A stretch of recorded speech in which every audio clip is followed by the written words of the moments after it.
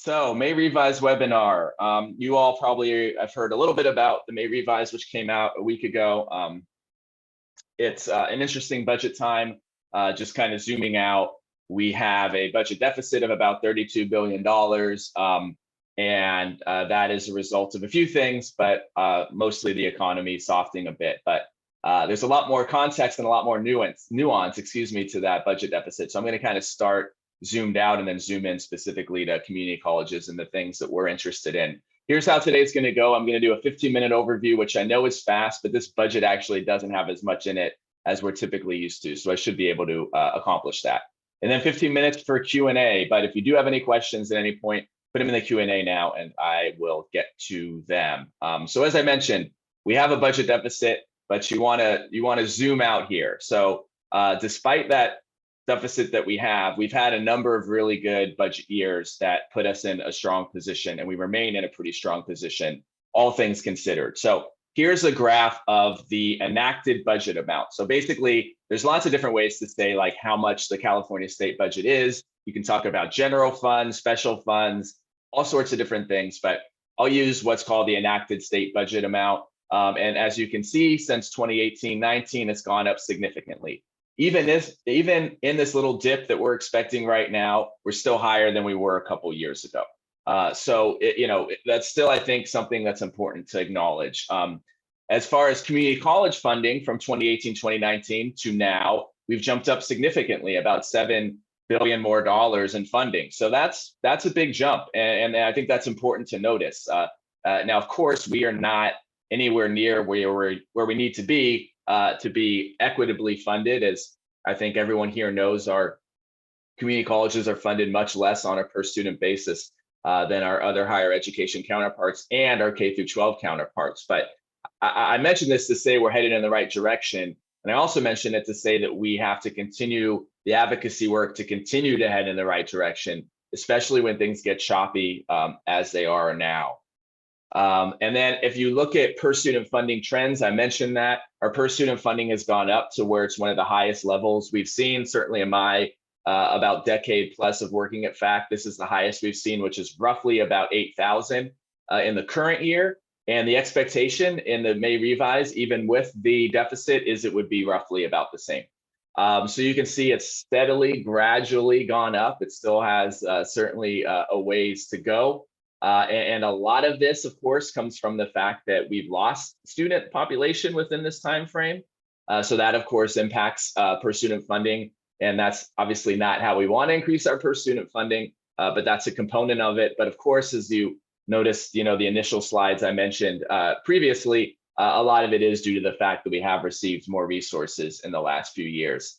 So specifically within this May revise, what are the things that you all should be aware of? What are the main changes from the current budget year and also from the January budget or the governor's budget that came out just a number of months ago?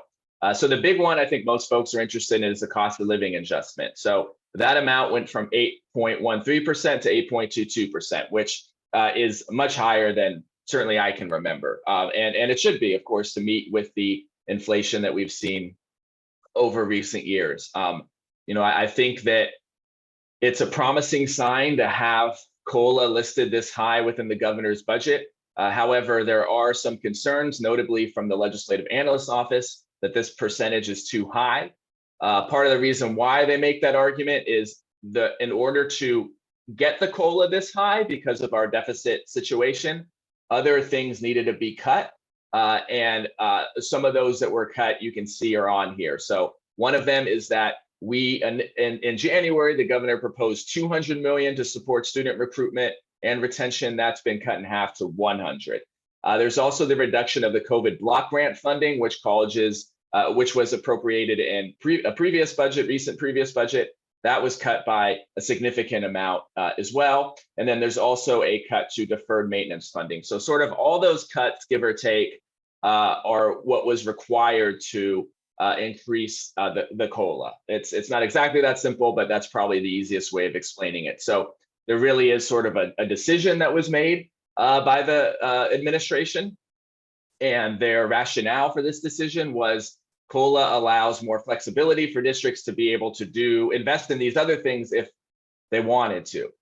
Now, of course, as we know, that's dependent on local collective bargaining agreements. But I think what I've heard from most of our folks is having the COLA would be certainly more beneficial. And from FACC's perspective, the position we're taking is to support the COLA. Now, there was one proposal in January that we were very concerned about, and that was the flexibility of certain categorical programs. The governor announced in January that he was going to propose something around this. Of course, we represent MESA and EOPS when we do advocacy work, and over the years, EOPS in particular, but all our categoricals have always sort of faced arguments to make them more flexible. The funding more flexible, to open it up to be able to be used for different purposes or a wider student population, so on and so forth. So whenever we hear about flexibility or consolidation, we're always a little bit concerned. So this was something we kept an eye on, but it appears that their EOPS and MESA and the student services programs that we focus the most on, and that some of you may be either faculty or leaders in the organizations, we don't see any of those being reflected in the proposal. So the proposal I've sort of summarized here.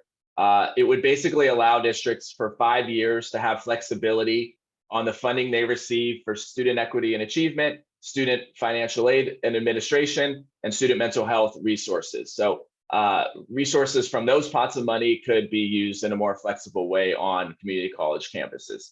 However, they have to be used. However, it's sort of a carrot and a stick approach. The carrot is the flexibility. The stick is if you're not meeting roadmap goals, at least 5 of the roadmap goals from the governor. The governor has roadmap goals. A lot of them are around graduating more students, transferring more students, et cetera.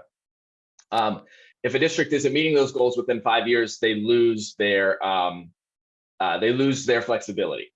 So that's taken away. So that's going to be an interesting approach to see how that works out. I'm not entirely sure how this proposal is going to go moving forward, but this was something that we're watching that we have less concerns about now. But nonetheless, we do have a lot of questions about exactly what this would look like. Again, I mentioned in terms of what FACC's prioritizing, here's just 4 items that we focus on in our budget advocacy during this cycle, and we'll continue to focus on between now and when the budget is signed in June. As a reminder, the budget has to be passed by June 15th. That doesn't mean the real budget has to be passed by June 15th. As some of you may remember, the legislature the last few years has passed what I guess I will describe as a fake budget. I don't think that's a technical term, but to pass something, they'll pass it by the deadline, and then they'll negotiate for the weeks afterwards to come to the final agreement with the governor, and then pass that budget, get that signed, and then we have a budget. So in June, by the end of June, I do expect this to all be sorted out. So that's important that these advocacy priorities you see on the screen are focused on now, because we only have a short amount of time really to make an impact in the cycle, in this budget cycle, in the process. So as I mentioned, we're supporting the COLA. We're talking about maintaining per student funding levels, which again are close to 8,000. We're also talking about expanding COLA to additional categoricals. Some of the categorical programs get COLA annually. EOPS, DSPS get COLA, which is great. We're always supportive of that. But other categoricals do not get COLA annually. And the explanation from the administration on this is always sort of, I would say, is questionable, at least to me. It's mostly that the administration will say, well, historically, we funded these categoricals, so we fund those annually, and historically, we haven't funded these, so we won't fund these. The California State Senate released some budget priorities, and their budget priorities include adding COLA to additional categoricals, including the MESA and the part-time faculty categoricals. That include part-time faculty compensation and office hours, and of course, the full-time faculty categorical of what's now $150 million ongoing. So that's part of our argument. And then, of course, prioritizing student basic needs funding. I don't need to tell you all this. You all hear from it from your students every day. We know from surveys that the Chancellor's Office has done that this is really the top priority for our students. Despite all the legislation that has been enacted to try to help students either transfer quicker or have more success, what students talk about that they need the most, again, according to the survey data that we've seen, and I know from what you all hear from your students, is assistance with student basic needs. So What we see in this budget is housing funding is in there, and to build affordable housing for community college students on community college campuses. That is within the budget, so something that we'll continue to support. There was also a Cal Grant reform language from, I think, a couple budgets ago that is still in there. However, it's not quite funded yet, or we need to wait to see if it can be funded. And I think in the next budget cycle, we will be getting an answer on whether or not the funding will be available for the Cal Grant reform that was passed. So of course, that is something that we'll always prioritize within the budget cycle. So with that, I was able to finish a little bit earlier than 15 minutes. I know I just touched on a few items, but certainly I wanted to provide an opportunity to answer questions for you all. Again, as I mentioned, the overview is that we have a budget deficit.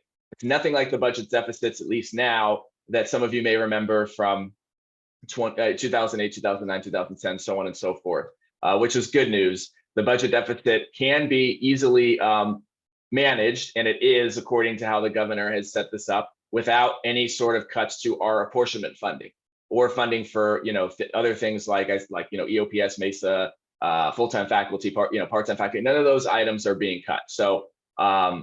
So that's the good news, right? I think that community colleges have been prioritized to maintain our funding even in a budget deficit is very good news. We're very grateful to the governor and the administration for taking that approach, and we hope the legislature does as well. And that's sort of where we're at, big picture. And as I mentioned, we're coming down to the last 6 or so weeks here before the budget will be completed. That really only gives us probably the next maybe few weeks to have an impact. And then we'll go from there. Of course, there's trailer bill language and things that happen as well as part of that some of that goes beyond the budget being signed, that we're engaged in that as well, including being engaged in some trailer bill language around the implementing the audit recommendations from the full-time faculty audit that was released earlier in the year. So with that, I will conclude.